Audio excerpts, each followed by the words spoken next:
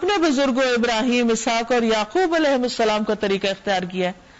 اب آپ دیکھیے اس جملے کے اندر اللہ پر ایمان کی بات بھی آ گئی اور آخرت کی بھی، جو کہ دین کی پہلی اور بنیادی تعلیم ہے۔ اور پھر ساتھ ہی انہوں نے اپنے آباء و اجداد کا اس لیے ذکر کیا کہ بتائیں کہ وہ سب بھی پیغمبر تھے۔ کہا کہ میں اس قوم کے طریقے پر نہیں، ان کے طریقے پر ہوں۔ آباء و اجداد کی پیروی اس صورت میں بہت اچھی ہے اگر وہ نیک لوگ ہوں، لیکن اگر وہ غلط ہو تو پھر ان کی پیروی نہیں کی جا سکتی۔ جیسے ابراہیم علیہ السلام نے اپنے لوگوں کی اور اپنے والد کی پیروی نہیں کی، ان کا راستہ اختیار نہیں کیا، خواہ ان کو کتنی بھی دھمکیاں ملی اور مشکلات کا سامنا کرنا پڑا۔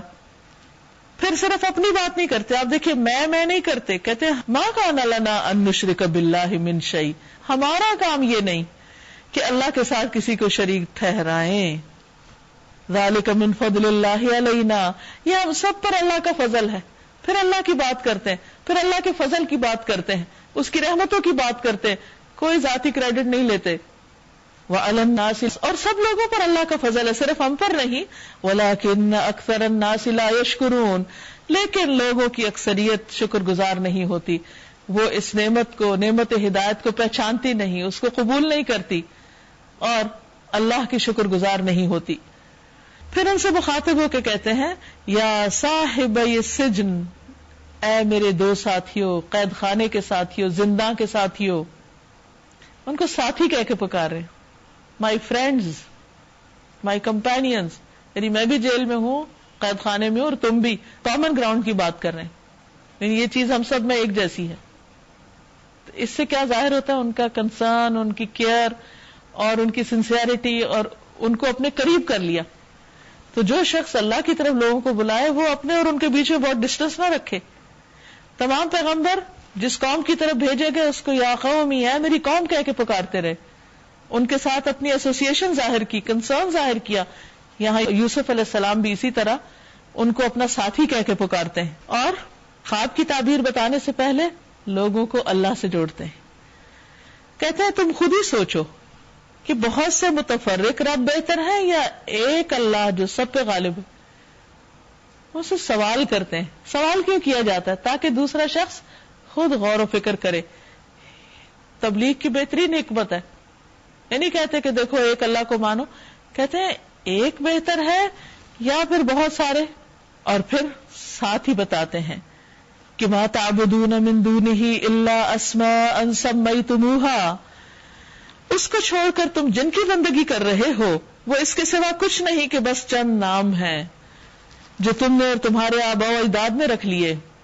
یعنی جن ہستیوں کو تم اللہ کے سوا پکارتے ہو ان کی کوئی حیثیت نہیں، کوئی حقیقت نہیں، وہ ہے ہی نہیں، تم ایسے خلا میں تیر مار رہے ہو، کچھ بھی نہیں ہے وہاں، یہ صرف نام ہے جو تم نے رکھ لیے ہیں، کسی کو کسی چیز سے منسوب کیا ہوا، کسی کو کسی سے کہ وہ رزق دیتے ہیں یا اولاد دیتے ہیں یا بگڑی بناتے ہیں یا مشکل آسان کرتے ہیں یا بیماریوں کو دور کرتے ہیں یا فریادیں تمہاری سنتے ہیں، یہ سب تمہارے اپنے تخیلات ہیں، ان کی کوئی حقیقت نہیں، اور یہ سب کچھ تم نے باپ دادا سے لیا۔ اب یہاں پر آ کر وہ اس طریقے کے اوپر ایک تنقید بھی کر رہے ہیں ان کے بہت ہی مثبت انداز میں، اس کی حقیقت بتا کر اللہ نے ان کے لیے کوئی سند نہیں اتاری، یعنی یہ کوئی دلیل ہی نہیں ہے کہ اللہ کے سوا کسی اور کو تم رب مانو۔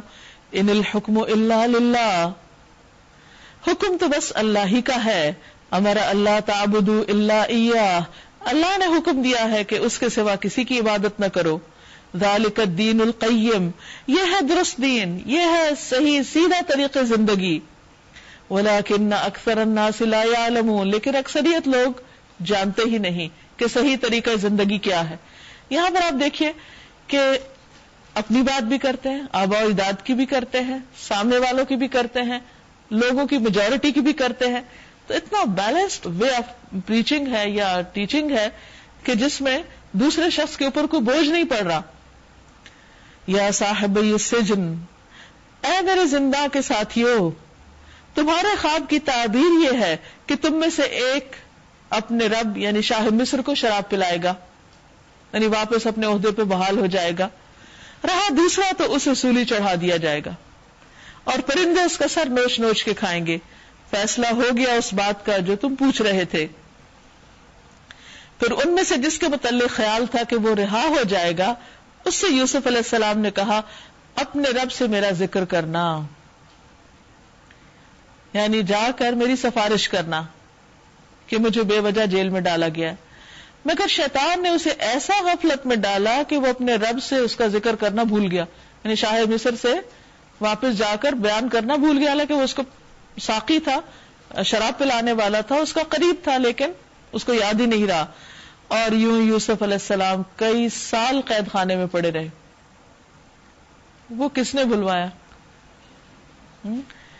کیونکہ اللہ سبحانہ وتعالی کے کاموں کا ایک وقت مقرر ہوتا ہے اور وہ اسی وقت ہوتے، کیونکہ اللہ تعالیٰ کو مقصود تھا کہ ابھی یہ کچھ سال یہیں پر رہے، کیونکہ اگر وہ جا کے ذکر کرتا اور وہ جیل خانے سے باہر بھی آ جاتے تو پھر اسی مشکل میں پڑ جاتے۔ تو اتنا عرصہ یوسف علیہ السلام کو اللہ تعالیٰ نے سیکلوژن میں رکھ کر بہت کچھ سکھایا، کیونکہ اللہ تعالیٰ نے آئندہ ان سے بہت بڑا کام لینا تھا۔ کہتے کہ 17-18 سال کے تھے جب وہ کنویں میں پھینکے گئے، کچھ سال تک وہ عزیز مصر کے گھر رہے، اس کے بعد جیل خانے میں آ گئے اور تقریباً 9 سال تک جیل میں رہے، اور 30 سال سے کچھ اوپر کے تھے کہ جب ان کو وہاں سے رہائی ملی، اور اس کے بعد تقریباً 80 سال تک انہوں نے مصر پر بلا شرکت غیر حکومت کی۔ اب آپ دیکھیے کہ ان کی آزمائشیں کب تک تھی، تقریباً 30 سال تک، اور اس میں بھی اگر 18 سال پہلے نکال دیے جائیں تو کوئی بہت لمبا عرصہ نہیں بنتا بنسبت اس کے کہ جو اس سارے امتحان کے بعد میں ان کو اتنے زبردست اختیار کی شکل میں ملا۔ اور پھر 7-8 سال کے بعد جب وہ وہاں مصر کے بادشاہ بنا دیے گئے تو 7-8 سال کے بعد ان کے بھائی وہاں پر آئے، اور پھر یوں سارے بنی اسرائیل مصر کی طرف ہجرت کر کے آ گئے۔ تو یہ اللہ تعالیٰ کا ایک طریقہ ہے، اور اللہ تعالیٰ کے کاموں کا ایک وقت مقرر ہے، اور وہ اس نے اپنی حکمت کے ساتھ مقرر کر رکھا ہے کہ بندوں کو کس وقت کیا کرنا چاہیے۔ اب ہوا یہ کہ وہ وقت آ گیا کہ ان کو جیل سے نکالا جائے۔ وقال الملک انی ارا 7 بقرات سمان یاکلہن 7 عجاف۔ ایک روز بادشاہ نے کہا میں نے خواب میں دیکھا ہے کہ 7 موٹی گائیں ہیں جن کو 7 دبلی گائیں کھا رہی ہیں، اور اناج کی 7 بالیں ہری ہیں اور دوسری 7 سوکھی ہیں۔ اے اہل دربار، مجھے اس خواب کی تعبیر بتاؤ اگر تم خوابوں کا مطلب سمجھتے ہو۔